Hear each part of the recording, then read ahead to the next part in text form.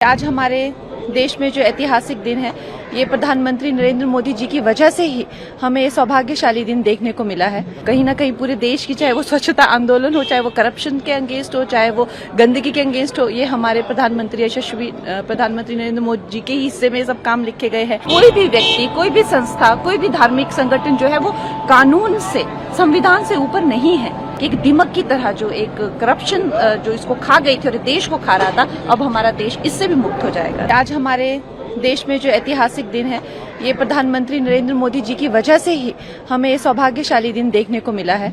अब आप सोचिए कि इस तरह की कितनी ऐसी व्यवस्थाएं हैं जो देश को जो है, आप खुद एक बात, कितनी अविश्वसनीय ये बात है कि कोई चीज क्या इस देश में कानून से बढ़ के हो सकती है, जिसपे कानून ही नहीं है, वो उसको बिल्कुल इम्यूनिटी मिली हुई है।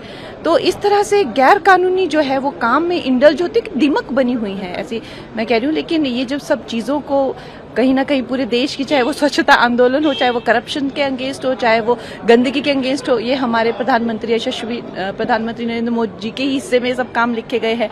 तो सारा देश जो है इस एक उन्मुक्त है कि इतना बड़ा, आप देखिए कि मतलब जितने देशों का एरिया नहीं होता है उतना एरिया जो है उस पर कब्जा किया हुआ है। और अब वो जो है पूरी रेगुलेटेड जो बॉडीज हो गई, चाहे वो डीसी हो गए, कलेक्टर हो गए, वो जो है उन चीज़ों को जो है अब देख रेख करेंगे सरकार के उसमें। और सबसे बड़ी बात जो है, अगर कोई भी उन्होंने गैर कानूनी काम अगर वो करेंगे तो कानूनी व्यवस्थाएं जो है उनको पूछ सकती है।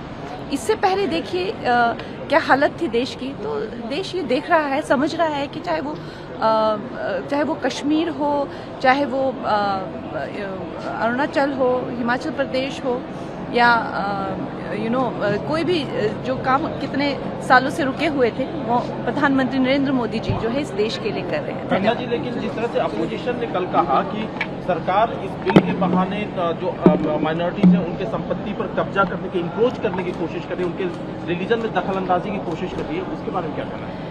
देखिए, ये जो हमारे जो विपक्ष इसको जितना विस्तृत रूप से बताना था, हमारे होम मिनिस्टर जी ने, किरण रिजिजू जी ने बहुत इलैबोरेट इसको किया हुआ है। मुझे तो नहीं लगता और ज्यादा इलैबोरेट करने की जरूरत है।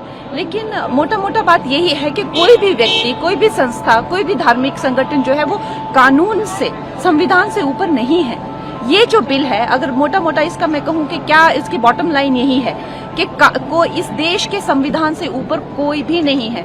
तो ये हमें आज ये सौभाग्य प्राप्त हुआ है कि एक दीमक की तरह जो एक करप्शन जो इसको खा गई थी और देश को खा रहा था, अब हमारा देश इससे भी मुक्त हो जाएगा।